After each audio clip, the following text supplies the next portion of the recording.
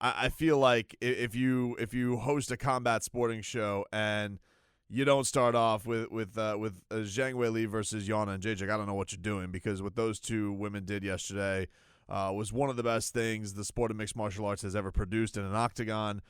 It was unbelievable. What an unbelievable performance by both of them. They really laid it all out on the line for that entire fight, for a championship, for the fans, for themselves. Joanna Jędrzejczyk left that octagon unrecognizable. She was a whisper away from regaining her championship that she had established. She was the long reigning queen of the strawweight division. That was her division. Really blossomed into one of the stars at such a low weight class that was, first introduced. It was really Ronda Rousey, and then I feel like, Joanna was the one who really took it from there. So it was really great to see her back into form on the big stage like that. But those two, what they left in that cage yesterday was unbelievable, because you just kept wondering, like, how could they keep this up? How could they keep this up? And really just unbelievable. It felt like the pace kept swinging from time to time. It felt like there were moments where, Weili was starting to fade, and then Joanna was coming on, and she was mixing up with the kicks. She was switching stances. She was starting to hit with the high kick, and then it felt like, as the hematoma was getting bigger and bigger, you're watching this. You're like, are the doctor's going to let this continue? Are they going to let her go on looking like that? And as it rolled on, Weili Zhang just hit another gear that got herself what it felt like was the right nod of her keeping her championship. But it's not crazy to think that Joanna won that fight. It was such a great brawl between both of them. One of those that I just think is going to be remembered. That's the legacy maker between them both. I think that for Joanna, she's really been searching for a long time since her loss to Rose Namajunas. There was a lot of this denial of how good she was and what happened on those nights and why she wasn't herself. And we didn't she really had a hard time dealing with this cloak of invincibility being gone from her. And there's been a lot of searching. There's been going to other weight classes. There's been taking on Valentina Shevchenko at flyweight. And it felt like last night she got all of that back. That this was a woman who had built up a division, and really I felt like had carried on its legacy last night because of what she was with Zhang Weili yesterday. Unbelievable. And then for Weili, you look at this and you're just like, man, this could be an absolute next star of this division, that she really can carry this forth. That there's going to be a lot of growth here. That bridge they've been looking to have to China forever has been such a big deal, and this is one of those where you're just like, this could be the absolute launching point of a megastar for this sport. It really, really does feel like one of those nights.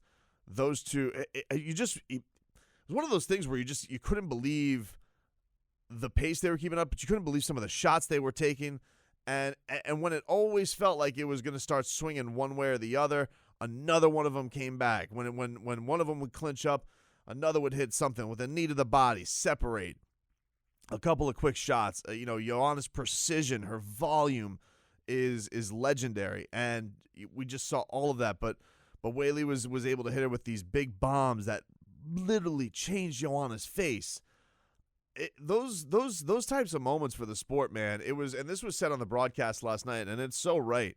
They put in last night this fight going into the Hall of Fame, and it was John Jones versus Alexander Gustafsson. And that fight was incredible. It really, really was. But I think a lot of that was built on the fact that we had never seen John Jones push to the limit like that. So there was this, I'm not saying it wasn't an epic fight or a Hall of Fame worthy fight. It absolutely was. But part of the appeal with that fight is we had never seen John Jones pushed like that. And, and then come to find out that John, was partying his ass off and didn't really train for the fight. And the second time those guys went around, it wasn't a very close competition. With this, it was all just built on pure action and pure violence, man. It was unbelievable. Really just one of these things where you didn't just think of it as a fight of the year on a night where they put a fight into the Hall of Fame. You're like, well, if there are fights that go in the Hall of Fame, that's a first ballot one. I don't know when that's going to occur. I don't know what the process is on waiting for fights. Is it a 5-year thing? Is it like Major League Baseball? But that's absolutely a Hall of Fame worthy fight. It was rightfully fight of the night. And looking at their purses from last night, where I saw that, I think it was like they're both about a 100-100 for win and show. God, I hope that there was no win bonus. I thought they both deserve full purses for last night because of how close that fight was and what kind of a show they put on. They did get the fight of the night bonus. Really obvious. And quite frankly, with what went on before them, with Beneil Dariush in that fight with Close, I thought that fight was going to probably put a bow on what fight of the night was because of how crazy that second round was between them both. But it got completely swallowed up by what those two ladies did. Just an all-time fight, an all-time classic.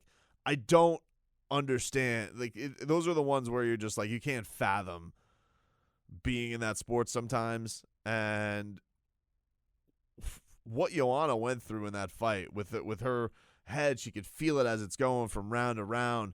Zhang Weili is looking at this and she sees it almost like as a big old bullseye. And by the way, this is a crazy thing with Weili yesterday, was looking at this fight and thinking that she has never been in the 4th or 5th round ever. And you were starting to see the signs that it was starting to fade for her. You're like, I don't know. It's starting to seem like Joanna's pouring it on. Joanna's been in a ton of championship fights.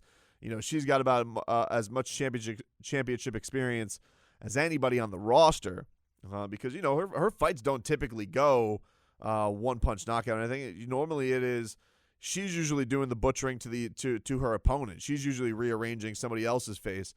And so you started to get the feel like, all right, first 2 rounds, very, very close, but probably went the side of Weili to get the nod in them. But then it started feeling like Joanna was really pouring on the pace. Didn't feel like, you could just tell that Weili was getting used to being in the deep waters, dealing with being in there with an absolute tiger shark. And then all of a sudden, it just felt like as that 4th round was closing in, starting to get it back. It was a closely contested. I thought that Joanna would get in the majority of the round. It had it 2-2 going into the 5th. But as far as that last round was concerned, it really felt like Weili took it by the horns and was able to retain her championship. I do agree with the nod from 2 of the judges. One of them giving it to Joanna. But those two, it's an absolute classic. The question now becomes like, do they do an automatic rematch? It's one of those things where you almost wish that they could go their separate ways. And it was funny because a lot of the times when you have a classic fight like this, there's a lot of embracing afterwards. There's a big hug. These two were very, very they were taking some real personal shots as the build up to the fight was happening, and you could tell there was a dislike there. And it felt like, what was the immediate reaction going to be after they threw down in what was an instant classic? It was very icy. It was like, all right, get the hell out of my face and go to our corners and let's see what the judges have to say about this, which is pretty crazy. A lot of the times fighters know that they're in an absolute war, and you see that sportsmanship right away. You see that embrace, and you didn't get any of that from those two. They was just like, yeah, my face. I just spent 25 minutes in an octagon with you. I've literally left pieces of my body in this octagon, and I just want you out of my face right now. And let's see what these judges have to say about that, because they just both had nothing left afterwards, which is understandable. It was so tremendous. And so when you talk about rematch between these two, first of all, I don't even know how it could be as good as what we just witnessed. It was an absolute classic. And I feel like it's always best when something that good happens, that you can maybe get a little bit of breathing room to get these two away. And with Joanna, like I said, this was I thought a big fight for her, because she had been searching so much since the losses to Rose, which she had a tough time dealing with. We talked about this last week, where there's been a lot of searching there. She came over to American Top Team. She came over to Coconut Creek, and she hadn't been the dominant woman who had built it up with a 14-0 record and had been a reigning champion for the longest amount of time, but never blamed never blamed American Top Team, never threw anybody in the bus. She put a lot of it up to weight cutting. She had the scary weight cutting video that happened. she looked fresh as a daisy in this fight. She looked like she could have gone for, I don't know if I want to say a few more rounds, but she looked like she was still humming in the 5th round. Even though Weili definitely found that second breath, Joanna looked absolutely fantastic and looked like somebody who had cut weight the right way and was just in prime shape, where a lot of people thought, all right, this may be it for her. I thought she got that all back. When we come back, we'll get into a little bit of the main event with Israel Adesanya versus Yoel Romero. We were very excited about that card, that main event here. But, we talked about how we thought this fight was going to play out last week. And I think a lot of that came to fruition in the main event, which, it had a tough. It's tough to follow the act that they had to go on when you're the main event and you get outshined like that in the co-main event. You almost you're gonna have the fans on edge as it is already, and I think that's a lot of the reason why it's getting the reaction that I think is deserved. That it is, but we'll get into that. Stylebender versus Yoel Romero. Over the show, praising of course the co-main event between Zhang Weili and Joanna Jędrzejczyk. Very incredible fight from them both, which left the main event to have to try and follow an absolute showstopper. That's tough. That's a tough one. I imagine that's one of those things where, if you're a comedian and some young up-and-comer just goes out and slays, and then you got to come in with your jokes, you better hope that that audience has a lot of energy, because Israel Adesanya versus Yoel Romero, it's about the opposite of what Zhang Weili versus Joanna Jędrzejczyk was. It was not action-packed by any means. We did talk about this last week, though. When this fight was announced, obviously you're pumped up, because when you have these two individuals on their own, they're some of the most explosive, exciting fighters that the UFC has to offer. But a lot of what they do is capitalizing on other people's mistakes, fighting in bursts, doing some sensational stuff. And I said this last week where I'm not going to be surprised if we have a couple of rounds where this is going to be an absolute snooze fest, because they are going to try and figure each other out. Now, I love Yoel Romero. Okay, I'm a fanboy for Yoel Romero. This dude is awesome. He's one of my favorite interviews that I've had in the sport. Incredible story from Cuba, Olympic silver medalist 20 years ago. He's going to be 43 next month. He is a guy that everybody thinks has been juiced to the gills his entire career. He had to go win a lawsuit, won a $27 million lawsuit from a drug company because of a USADA test. He's just an absolute freak. He's a freak's freak. And you see that by the backflips, the athleticism, all that type of stuff. But he fights weird. He's this guy that has a better wrestling pedigree than basically anybody that stepped inside that octagon, and doesn't really utilize it. Haven't seen him utilize it. Man, I remember going to the Hard Rock in 2015 when he fought Lyoto Machida. And it was one of those things where I'm like, oh, man, he just looked like an absolute tank. He bowled over Lyoto Machida and just looked like an unstoppable force. But then thereafter, and that was right after where he already had a weird performance where it was against Tim Kennedy. Everybody, I think, will remember Stoolgate, where Yoel is on the stool. He's getting killed by Tim Kennedy, stays on the stool a little bit more. The ref doesn't really control it, and then all of a sudden he goes and obliterates Tim Kennedy in the third round. It's a crazy scenario. If you haven't ever seen that one, go back and watch that on YouTube. Old Tim Kennedy's still pissed about that, and probably rightfully so. Jacare Souza versus Yoel Romero, very weird fight. Yoel dominate early. Questionable that he got the nod in that, I think, in a lot of people's eyes.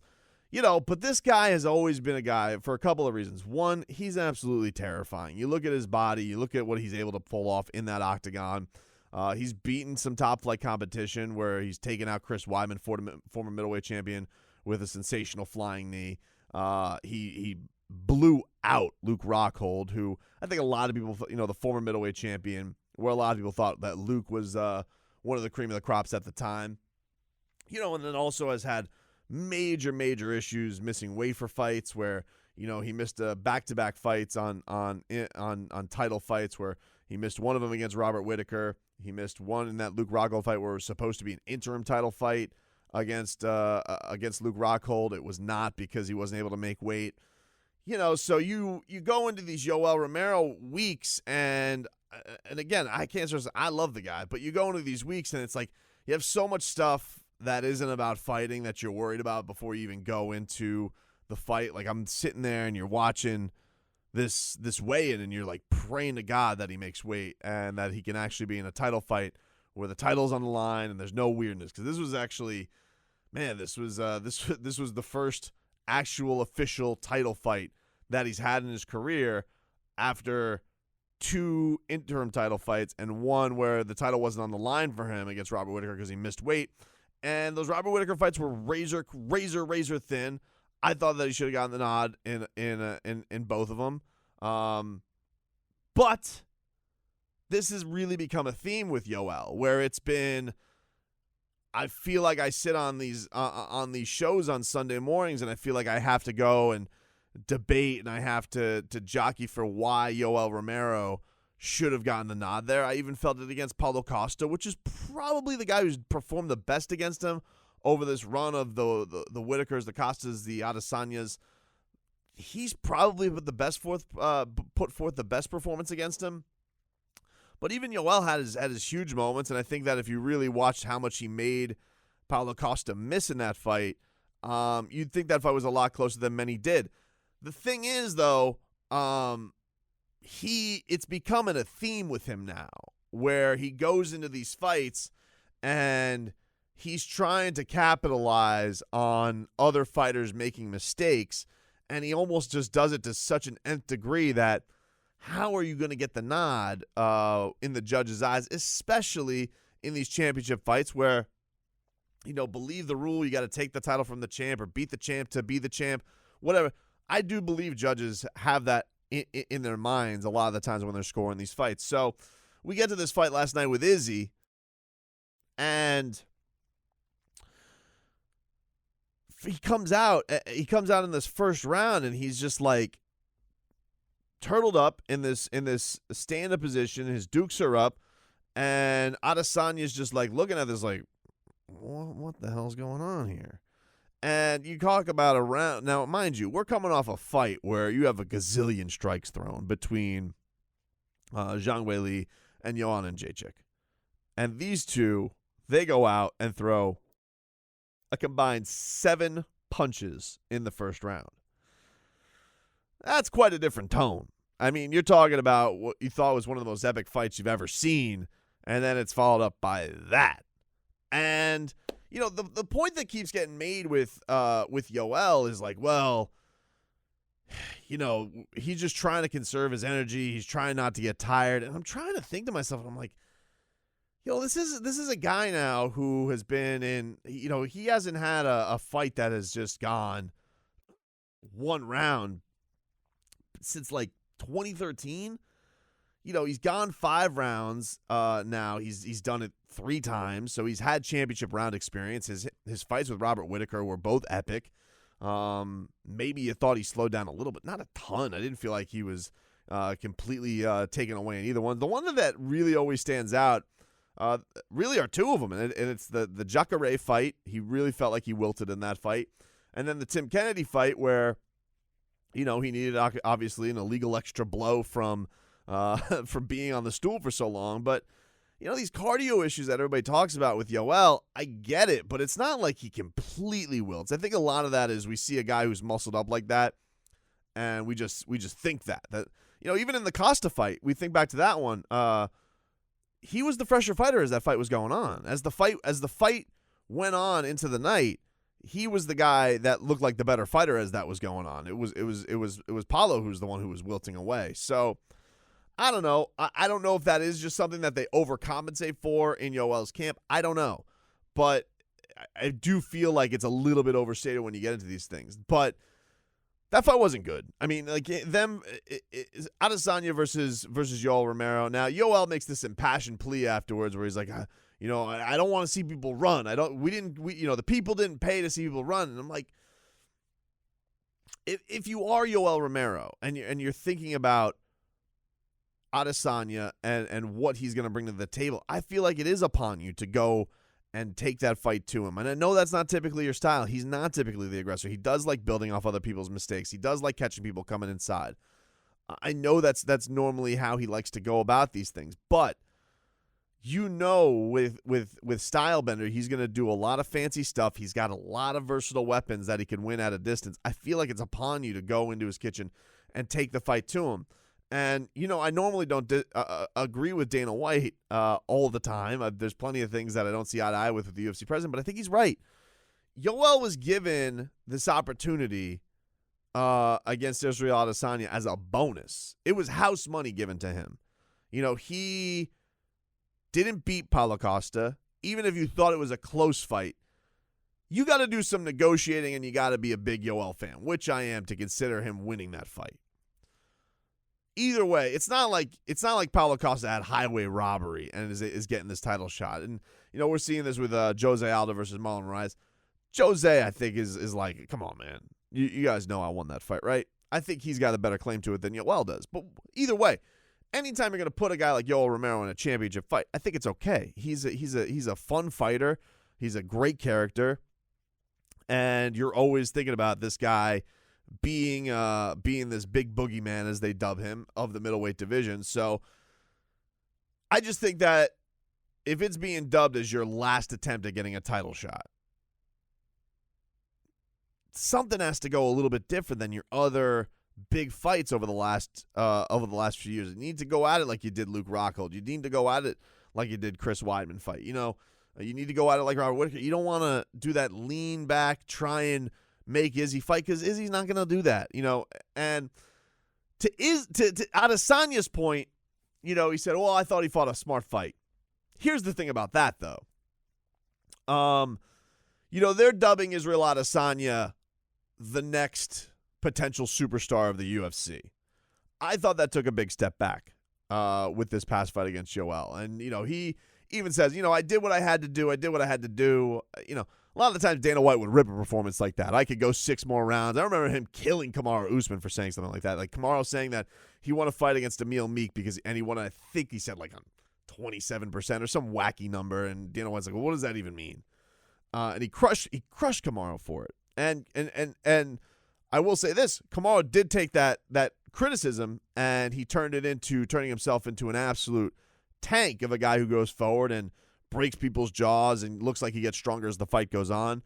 So he made something with that. But I do think with Izzy, I think that we have a couple of performances now where he's had hand-picked opponents, you know, guys that he really wanted on his resume. And that is with Anderson Silva and Yoel Romero. Now, if we look at his past fights, his past 4 fights where he's really bursted onto the scene, you have the Anderson Silva fight, which was a picked fight by him, and you have a Yoel Romero fight that was picked by him. And then you have the Kelvin Gastelum fight where he looked a lot like Joanna did. That was one of the classic fights of all time, too. It was an all-timer, and I think that was a big star maker. And then you have the Robert Whittaker fight, which was, of course, done there in Melbourne, Australia, the Oceanic Championship between the guy from New Zealand, the guy from Australia, and he knocks him out in the second round. That was a star maker. But you know, a lot of people are out here and they're looking for the next star. They're looking for the guy who is going to be the guy who's going to be the next guy. And he's got a little bit of Anderson Silva to him in this, where, yes, Anderson Silva has the sensational knockouts over his career. You know, the front face knockout, the crazy kicks, all that type of stuff. But he also has some real stinkers. And I do think that probably kept Anderson from, you know, he's a legend, but from going to where he was to like one of the, you know, maybe a Conor McGregor level. And I do think that this sport is thirsting for that next star.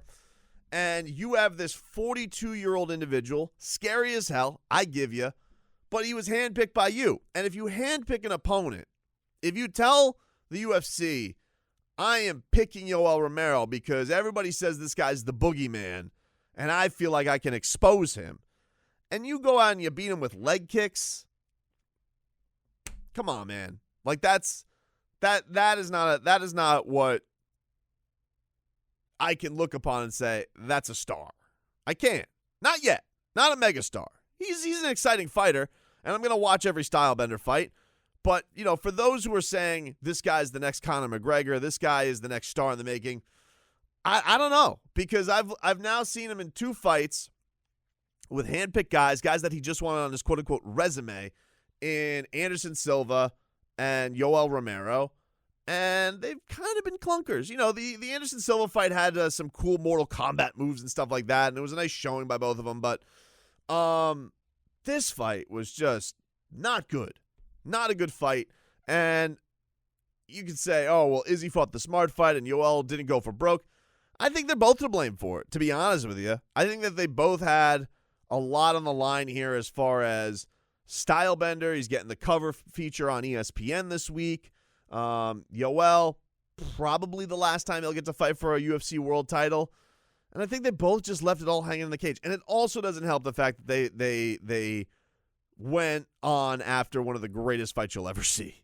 That's gonna put a magnifying glass on how much inactivity there was in your fight, where there's leg kicks and weirdness and guys turtling up, and we're counting seven punches in a round. And it was a tough showing for a fight I thought was going to get off to a slow start, but I thought was going to pick up, and it did. But it got off to such a slow start. It wasn't even like a slow start. It was like a standstill. It was like a standstill, and then hoping that you're going to end up having a good sprint race.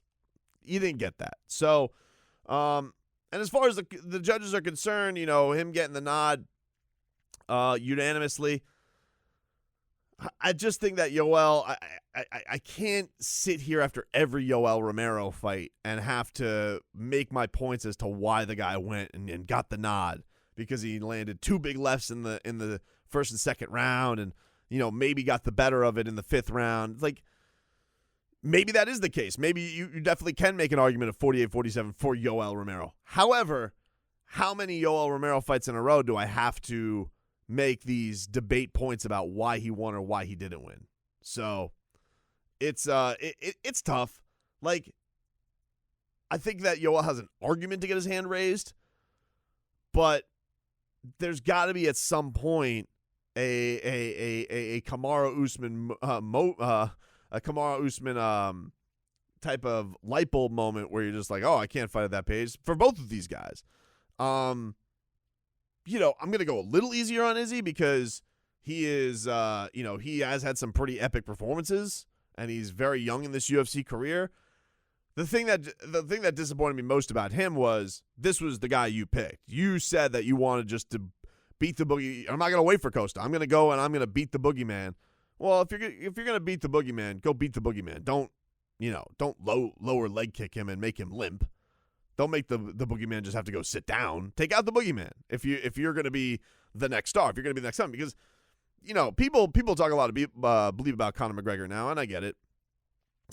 We've been over Conorized, but the rise that Conor McGregor had to that featherweight championship was one of the most special things we'll ever see in the sport. And the other thing about Conor McGregor, find the boring Conor McGregor fight on his resume. Find it. The Max Holloway, maybe back in the day, maybe. It's slim pickings if you're gonna critique Conor McGregor boring fights. Doesn't really exist, to be honest with you. So, honestly, the most boring Conor McGregor fight is probably Floyd Mayweather, not surprisingly. But obviously, everybody was going to be intrigued by that the whole way.